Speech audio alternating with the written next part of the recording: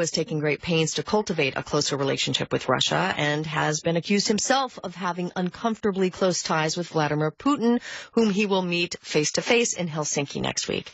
Senator Chris Coons joins us now in the studio. He is a Democrat from Delaware and serves on the Foreign Relations Committee.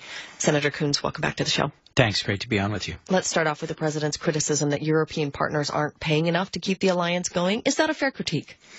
It is only fair to the extent that of the NATO alliance, many of them are still below the 2% of GDP target for defense spending that they're supposed to reach by 2024. But let me remind you what they have done. NATO is a collective security alliance, and for the very first time, Article 5 of the NATO treaty was invoked when the United States was attacked.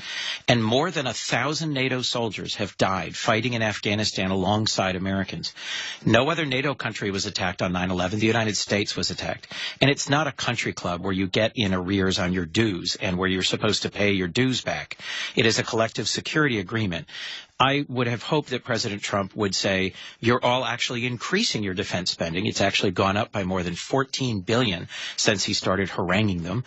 He should declare victory and then lock arms with our NATO allies and say, let's work together against our real adversary, Russia. Although even Jens Stoltenberg, the head of NATO, gave the president credit for the haranguing. I mean, other administrations have tried to take NATO to task, so he does seem to be getting results. He has successfully gotten many of our vital NATO allies to increase their defense spending, their interoperability, their training.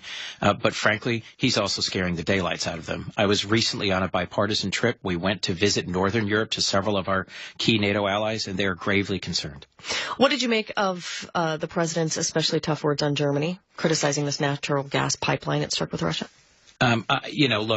Germany has long had close ties to Russia in terms of its energy reliance. This has been accentuated because Germany's committed to reducing its nuclear energy fleet as part of its baseload, and so they're increasing their reliance on Russian gas. I think it misses the core point, which is that NATO is a security alliance, and just because they are paying for Russian gas doesn't mean that they are somehow beholden to Russia. In fact, I think all of us have a graver concern that President Trump has an uncomfortably close relationship with Russia. We passed a resolution on the floor of the Senate last night to instruct the conferees on our defense authorization bill to reinforce the centrality of NATO. The Foreign Relations Committee I serve on is taking another vote later today to reinforce that the president should not recognize Russian annexation of Crimea or do anything to weaken the NATO alliance. That is a strongly bipartisan resolution that I think will get near unanimous support. But you mentioned this motion to just generally support the NATO alliance that the Senate overwhelmingly approved. Why did the Senate even feel compelled to do that? Because President Trump is such an outlier, even in his own party, in continuing to say things that suggest that we aren't fully committed to the NATO alliance. I commend him for getting our allies to increase their defense spending, but that's not all he's doing. He's saying other things, such as this attack on Germany. Do you think he's putting the alliance in jeopardy? He is. Do you think that's his goal? I'm concerned about that. The allies that I recently visited on this bipartisan CODEL said that they're really concerned that they can no longer depend on the United States. Before I let you go, I want to ask you about President Trump's nominee for the Supreme Court, Brett Kavanaugh. You, soon after his nomination, issued a statement expressing your concern about the type of justice he would be. But Democratic Senator Pat Leahy, longtime member of the Judiciary Committee, was on our program earlier this week saying all senators, Democrats in particular, need to keep an open mind. I think is your mind open? Our job on the Judiciary Committee is to consider a nominee carefully and thoughtfully, to read into their background. We don't have the information on Judge Kavanaugh yet.